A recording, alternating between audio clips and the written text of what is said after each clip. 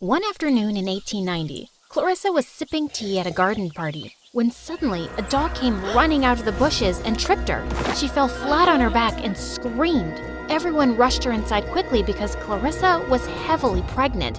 An hour later, she gave birth to an adorable little girl, and that was me. Hi, I'm Agatha Christie, and this is my extraordinary story. Growing up, Mom and Dad spoiled me rotten because I was the youngest. But they were so overprotective, they wouldn't even let me go play in the park. You'll get lost, sweetums. But I want to see the ducks by the pond. Nasty ducks can bite your tiny fingers. Best to stay by our side. But there were no schools or kids my age in the neighborhood, and my parents wouldn't teach me how to read. You'll hurt your eyes, love.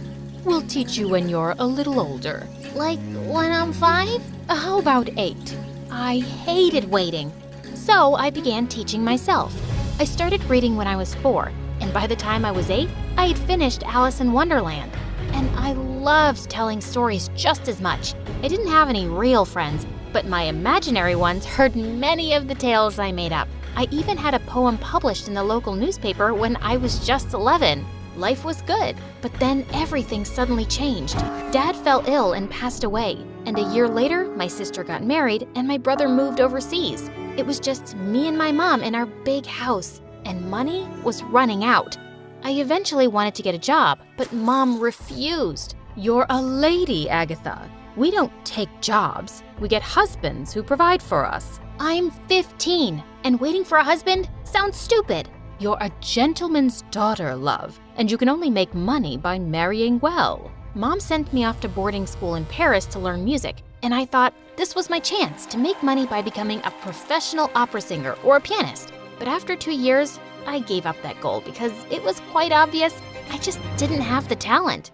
I went back to find Mom looking weak, and it broke my heart that her life wasn't as good as before. One day we were out for a walk when we passed an antique shop, and Mom stopped to admire a beautiful pearl brooch. Should we ask the price, Mom? Sweetheart, I already know we can't afford it. Come, let's go. We'll be able to one day, I promise. I'm gonna get you that brooch. Soon after I turned 18, I came down with influenza, and the doctor strictly told me to stay in bed. Feeling bored and restless, I started writing again. Agatha, these stories are brilliant. You should get these published. I thought you didn't approve of working women. I didn't know you could write this well. You have a real talent. But every story got rejected, and I felt so frustrated. And Mom was still obsessed with getting me married. I agreed to go to a dance just to make her happy. I thought I looked cute till I got there. Every girl was dressed like royalty. Just then, a snobbish-looking girl walked up to me. You, servant girl, why have you arrived so late? Go to the kitchen now and get more drinks for my friends. Excuse me? Get them yourself. How dare you speak to me like that? I'm Celeste Clearwater. Is that supposed to mean something to me? I'm Agatha Miller, and it was not a pleasure to meet you. Before she could reply, all the girls around us gasped and rushed towards the entrance, and Celeste followed. They were all drooling over a man in uniform who'd just arrived, and well, I couldn't blame them. Oh my goodness, Archie is handsomer than ever. Isn't he dashing? I heard he flies planes with his eyes closed. Then he's not very good at it. Everyone turned to stare at me, including Archie. I was burning red with embarrassment, but he actually smiled. He walked past Celeste and came straight towards me. You're absolutely right. Now, let me guess your profession. Writer? I'm trying to be one. How did you know? You have ink stains on your fingers. No need to be embarrassed. You're the first interesting person I've met at this dull party. So, tell me all about your writing. Over the next few weeks, Archie swept me off my feet. He was funny and charming, and he supported my passion. And 3 months later, we were engaged. But soon after, World War I broke out all over Europe, and Archie was called to the front. I was a nervous wreck worrying about him, and I decided I had to keep myself busy. So I joined the Red Cross. Caring for injured soldiers made me feel useful, and even helped inspire ideas for writing. One Belgian officer in particular caught my attention. He had a head shaped like an egg and a magnificent walrus mustache. I could just picture him being the perfect detective in my stories, solving the hardest crimes. One day, I was carrying a pile of supplies when I accidentally spilled some water. A nurse came in at that moment, and before I could warn her, she slipped and fell hard on her butt. It was Celeste. You did that on purpose. It was obviously an accident. And what are you doing here anyway? Won't working with the poor ruin your nails? And let you grab all the cute single officers? I don't think so. I'm engaged. Yes, I read about it in the papers. Trust me, it's not gonna last. Archie will come to his senses soon. Celeste, I believe you're suffering from jealousy, and I have just the cure for it. 20 cc's of penicillin in your butt. But Celeste was determined to make my life miserable. She spent all her time trying to get me fired instead of doing her actual job. She even started a nasty rumor about me. Agatha has a dirty past. She went to France when she was 15 because she got pregnant by some chimney sweep. So shameful. That's a dirty lie. I went to boarding school. And who will people believe? Me or a poor girl like you? Does Archie know about your past? I don't think he'll care anyway. I bet he's already found some beautiful European heiress. And he won't be coming back to you. You know what? Let's write to him and find out. I'll write to him right now. Dear Archie. No, that's too dry. My shining North Star, though I indubitably trust you, a girl who claims to care for me deeply has warned me of your feckless heart. Although the girl in question is of limited intelligence, they do say mad, crazy lunatics can say some wise, deep things. What do you think, Celeste? Too flowery? But Celeste looked crazy with jealousy. She charged at me, but the head nurse came in just then and caught her red-handed. Celeste was fired for her outburst and all the mistakes she'd made at work. But her words made me worry even more. I hadn't heard from Archie in weeks, and checking the casualty lists was driving me insane. One foggy night, I was walking back home from work when I suddenly felt like I was being followed. Just as I was about to make a run for it, the figure caught me by my wrist, and I turned around and gasped, "Archie! Oh my God, it's really you? Why didn't you reply to my letters or tell me you were coming?" We don't always get our letters, love. And this was meant to be a surprise. Aren't you happy to see me? Of course I am. I was so worried something had happened to you, or maybe you'd found someone else. What a silly idea. There's no one like you, Agatha. And I won't go back before I marry you and make you mine. And he kissed me deeply, and I felt like I was flying.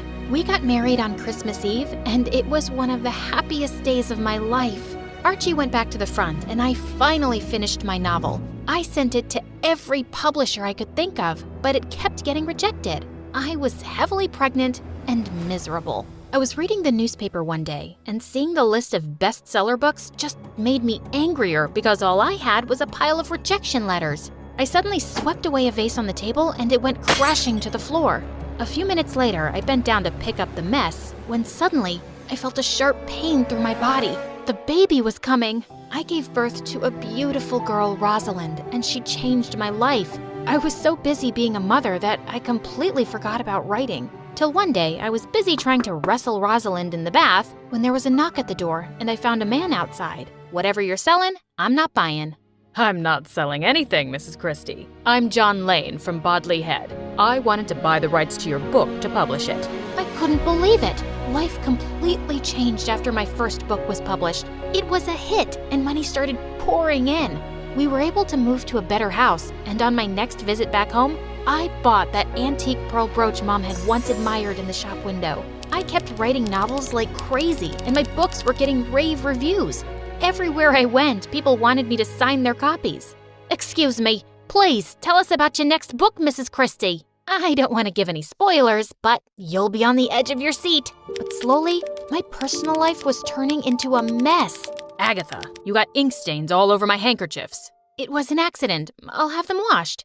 Of course. The famous Agatha Christie can't be bothered to take care of the house or her daughter. She has a maid for all of that. Why are you being so mean? You loved this about me. You said you didn't want a dull wife. You're hardly a wife to me at all these days. We were fighting every day, and things were getting worse, till one day I got the most terrible news. Mom was really sick, and I had to see her right away. But I was too late, and I didn't get to say goodbye. Mom had been my biggest support, and I was heartbroken. I was going through her things one day when Archie came downstairs looking serious, his bags packed. I want a divorce. I'm in love with someone else, and I want to marry her.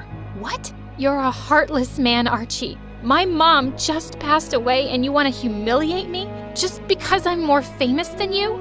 You love your fame more than anything. You have no one to blame but yourself. And he just left. My mind refused to accept it. I was so upset. I packed my bags and went out for a drive. I didn't know where I was going. I just wanted to get away. And then I disappeared. When I opened my eyes, I was in a hotel room in Yorkshire and I had no idea how I'd gotten there. I saw some newspapers on the table and my jaw dropped in shock. My picture was plastered on the front pages with missing written on top. Apparently, the whole country had been looking for me for 11 days, trying to solve the mystery of my disappearance. But I had no memory of what had happened in all that time. What is the last thing you remember, Mrs. Christie? I remember being in my car and driving at night, and I was very upset. That's it. The doctor said I had a nervous breakdown that had washed my memory for those days. I was pale and weak, and many people thought I was faking my amnesia. I heard she did it to frame her poor husband for kidnapping. He left her, and who can blame him? I bet she was relaxing in some spa while the country spent so much money looking for her. Despicable. I was heartbroken, and my confidence was destroyed. I agreed to the divorce and decided to get away from everything. I hated leaving Rosalind behind with my sister, but I was too weak to take her along. I'm going to find the biggest candy in the world and bring it back for you. Get well soon, Mommy. I love you. I booked a ticket on the Orient Express and went in search of inspiration. I was in a hotel in Iraq waiting for the manager when someone dropped his bags on my toes. Ouch! I'm so sorry, Miss Christie. I was so shocked to see you here. My bags slipped from my hand. I'm such an idiot. Maybe you shouldn't read my books. You'll be so shocked you'll hurt yourself or others. He laughed, and I noticed he was very handsome, but much younger than me. I looked away. I was done with love and men, but he seemed eager to get to know me. And I found out he was an archaeologist named Max Mallowan. He showed me around the country. One time, we were in the streets of Baghdad when we were surrounded by reporters. Miss Christie, are you going to write a murder mystery in Iraq? I'm on holiday, good folks, but I would love to write about your country someday. And who is your companion? I'm not important. You should ask Miss Christie when her new book will be out. I hear her typewriter clicking away at night. I was pleasantly surprised by how humble he was. Archie hated being less important than me, but Max shone more light on me. And slowly, I felt myself falling for him. But when we came back to the hotel, bad news was waiting for me. It's Rosalind, my daughter. She's seriously ill with pneumonia. I must leave right away. I felt my knees go weak, but Max quickly caught me. I'll come with you. I just couldn't lose Rosalind like my mother. I prayed we would make it back in time. But when we finally got to England, I was thrilled that Rosalind was out of danger. I spent the next few days entirely with Rosalind, but Max was always around to help with anything we needed. And one morning, I had a surprise waiting for me. I never thought I'd find someone who fits me like a missing puzzle piece. Agatha, I want to marry you. But you're 13 years younger than me, Max, and I don't care about that. The more I know, the more I admire you. Say yes and make me the happiest man alive. I was speechless, but I knew I loved him too. So I said yes, and 6 months later, we were married, and I never regretted it. My life became a happy whirlwind of writing mysteries, archaeological digs, and spending time with my daughter. My works were translated into 100 languages and are still widely read today. My stories were so popular, the Queen called me to present me with damehood for my contribution and services to literature. I'm Agatha Christie, and I never gave up on my dreams, and neither should you.